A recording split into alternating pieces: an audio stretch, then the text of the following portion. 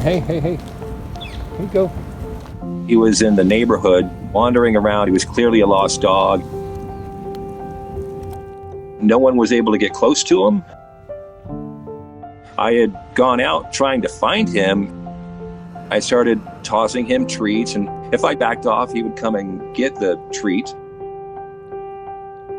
But if I got too close, he was up and he was gone. There's some water. You can have some. It's okay.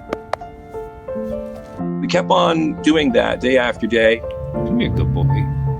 Remember me. How's a good boy doing?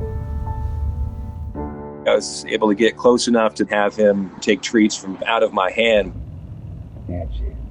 Good boy.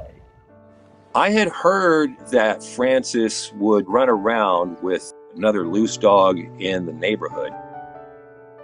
One night, lo and behold, there's Francis running around with his big tan dog. I know you're not mean.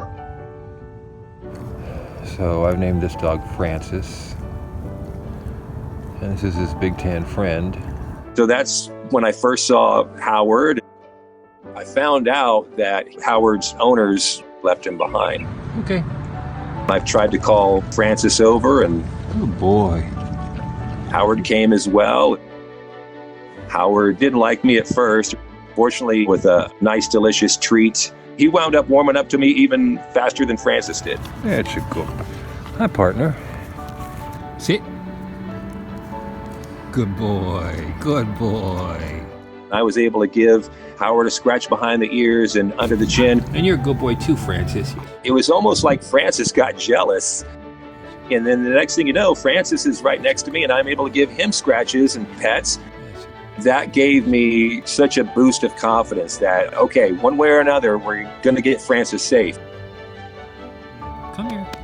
Good I boy. walked over to my car and I threw a piece of cheeseburger in there. And Howard just jumped up right into my car. What a good boy you are. I tried to do the same thing with Francis. Francis didn't want anything to do with it. The thought was, if you have a chance to rescue a dog, then you take that chance. I drove Howard back to my house.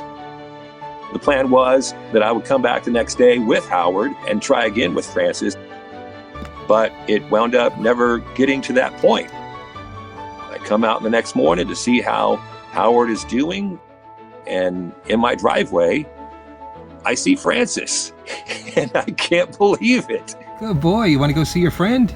He tracked Howard to my house several blocks away. He was still afraid of the leash, and for that first day, he basically stayed in my driveway. The second day, he decided he wanted to come inside the yard. Here he is, roaming the yard. Here's his friend, Howard, and his kennel. If I have a leash, he will not let me do this. If I have a leash, he will take off. Good boy. What's Francis doing? What's Francis doing? What's Francis doing? How's a good boy? How's a good boy? On the third day, I was able to get him into a kennel, actually with Howard. Howard. Francis. You good boys? In a perfect world, I would love to have Francis and Howard adopted together. But in our area, it's very hard to find homes for large dogs. Francis, we had an opportunity recently to have him transported to a much larger rescue organization. Francis is going to be an amazing dog for someone. Howard, he's still here in Bakersfield and available for adoption through a Safer Place Animal Rescue. Who doesn't pull on a leash at all? I know, you're so talkative.